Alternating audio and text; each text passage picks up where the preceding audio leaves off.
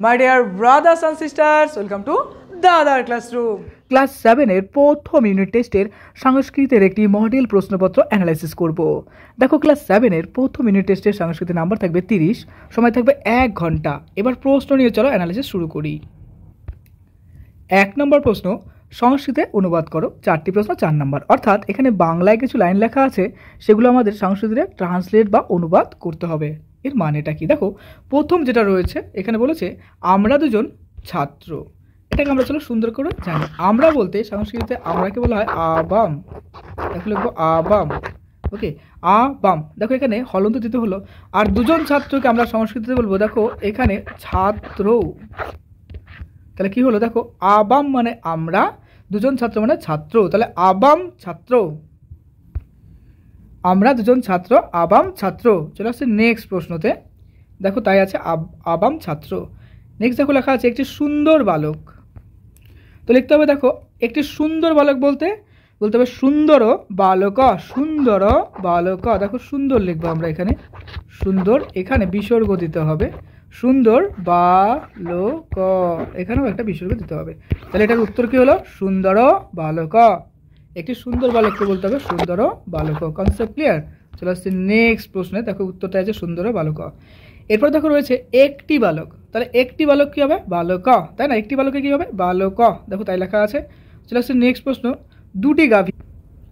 দেখো গাভীকে বলা হয় ধেনু। এখানে একটা গুরুত্বপূর্ণ স্পেলিং রয়েছে। দেখো এই যে দেখো ধেনু, এখানকার স্পেলিংটা দেখো ধেনু, ধেনু। এই দেখো এটার মানে হচ্ছে দুটি গাভী। গাভী বলতে কি? গরু, তাই না? নেক্সট দেখো বলেছে দেবনাগরী হরফে লেখো। 6টি প্রশ্ন 6 নম্বর। তাহলে প্রথমত আছে দেখো নদী। নদীকে আমরা সংস্কৃতিতে কীভাবে লিখবো বলো তো? এই দেখো ন লিখবো, তারপরে লিখতে হবে দেখো দি, তার মানে আমাদের দ লিখতে হবে। তো সংস্কৃতে দ এরকমভাবে হয়। দেখো হয়ে গেল নদী। Concept clear? নেক্সট দেখো রয়েছে সিংহ। সিংহটা এইভাবে লিখবো। দেখো আমরা প্রথমত এরকম করব, দন্ত স লিখতে হবে। তো এরকম এই দেখো দন্ত স এইভাবে লেখা হয়। সিংহ হ দিতে হবে, তাই না? তার উপরে একটা লিখলাম, তারপর দেখো এখানে সিংহ হ হ, এই আমরা হ লিখলাম, আর এখানে কিন্তু বিসর্গ যোগ হয়ে যাবে, সিংহ হয়ে গেল। নেক্সট দেখো রয়েছে মাতা। মাতা সংস্কৃতে এইভাবে দেখো মা অর্থাৎ ম এরকম হয়, এটা ম হলো। আর তা, তা বলতে তটা হয় এইভাবে, হ্যাঁ তা, মাতা, এই যে মাতা, এটা কিন্তু মাতা হয়ে গেল। নেক্সট চলে আসছি পরের প্রশ্নে। আচ্ছা দেখো জনক, তাই তো বিসর্গ যোগে আছে, তাহলে আমরা জনক লিখবো এইরকমভাবে। এই দেখলাম জ, তারপরে কি লিখবো? দেখো ন রয়েছে, এই হচ্ছে ন, আর এই হচ্ছে কি আমাদের বলেছে পরে তো ক, তাই তো ক সংস্কৃতে এরকম হয়। এই যে আমাদের হয়ে গেল জনক হয়ে গেল, এখানে বিসর্গ হবে। দেখো শিক্ষক, শিক্ষক, তাহলে শিক্ষক আমরা এইভাবে লিখবো। দেখো এই যে, তারপরে শিক্ষক, শিক্ষক, শিক্ষক যুক্ত খ দিতে হবে। যুক্ত খটা সংস্কৃতে এইভাবে আমাদের লিখতে হবে, যুক্ত খ লিখবো এইভাবে, এই আমাদের যুক্ত খ শিক্ষক হয়ে গেল। নেক্সট রয়েছে দেখো শিশু। শিশু আমাদের এরকম লিখতে হবে,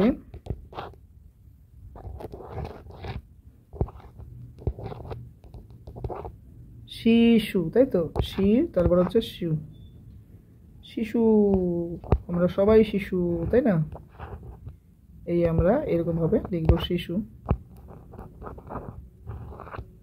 বিসর্গযোগ বিসর্গযোগ হয়ে গেল। এই হয়ে গেল আমাদের লেখা। এবার চলো আমরা উত্তর মিলে দেখো।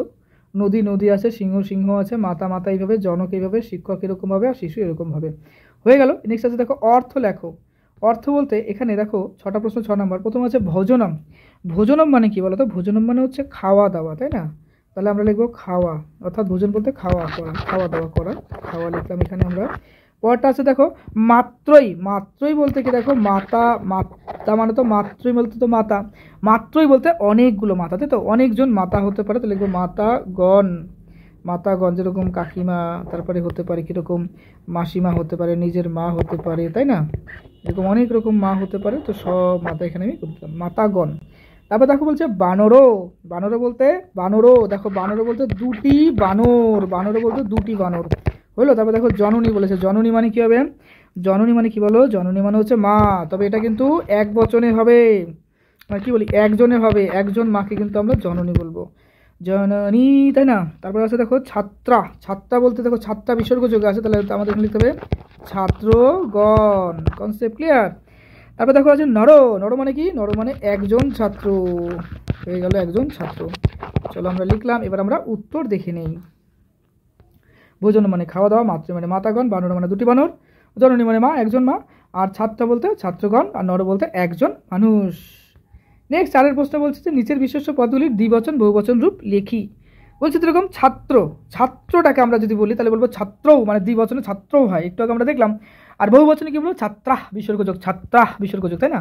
নিচে বলেছে বালক, তাহলে বালকটা কি হবে? বালকও, দ্বিবচনে বালকও। আর বহুবচন যদি বলি আমরা বলতে অনেকগুলো বালক খেলছে, তাই না? তো অনেকগুলো বালক বলতে বোঝাচ্ছে কি? বালকা বিসর্গযোগ বালকা, তাই না? এটা বহুবচনে কিন্তু হয়ে গেল। নেক্সট 5 প্রশ্ন রয়েছে, সংখ্যাগুলি দেবনাগরী হরফে লিখো। প্রথমতই আছে দেখো দুই, দুই সংস্কৃতিতে এইভাবে লেখা হয়, এইভাবে 2 লেখা হয়, ঠিক আছে? আমি পরে প্রিন্টিংটা দেখিয়ে দেবো নে। তারপরে দেখো রয়েছে 4, 4 এইভাবে লেখা হয় কিন্তু মিলবে না, এরকমভাবে 4 হবে, হ্যাঁ। তারপরে রয়েছে কত বলো তো? 8 রয়েছে, 8টা এইভাবে লেখা হয়, হ্যাঁ। তারপরে দেখো রয়েছে 9, 9টা হচ্ছে এরকমভাবে করে, এই যে এইভাবে হচ্ছে 9 আমরা লিখতে পারি, এরকমভাবে একটু সুন্দর ডিজাইন হয়। আমি প্রিন্টিংটা দেখিয়ে দিচ্ছি কীভাবে হয়।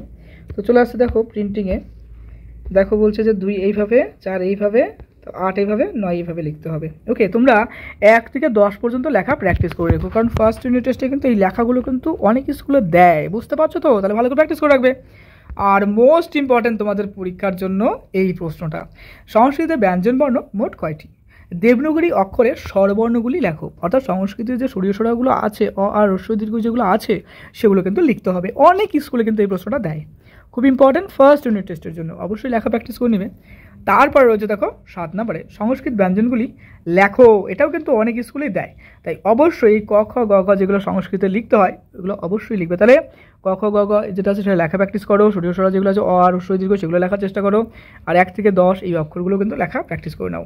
তোমাদের সংস্কৃত বইয়ের প্রথম থেকে দেখবে স্বরবর্ণ ব্যঞ্জনবর্ণ লেখা আছে, অবশ্যই প্র্যাকটিস করো আর খুব ভালো একটা রেজাল্ট করার চেষ্টা করো। অবশ্যই তোমাদের স্যার স্কুলে যে প্রশ্নগুলো সংস্কৃত থেকে সবথেকে বেশি মোস্ট ইম্পর্টেন্ট সাজেশন করছে সেগুলোই করো, কারণ এগুলো কিন্তু স্কুল থেকেই প্রশ্ন করা হয়, অর্থাৎ first unit test, second unit test, third unit test school থেকেই প্রশ্ন করা হচ্ছে। তো স্যারেরা যেগুলো প্রিফার করছে, যেগুলো সাজেস্ট করছে সেগুলো অবশ্যই প্র্যাকটিস করো।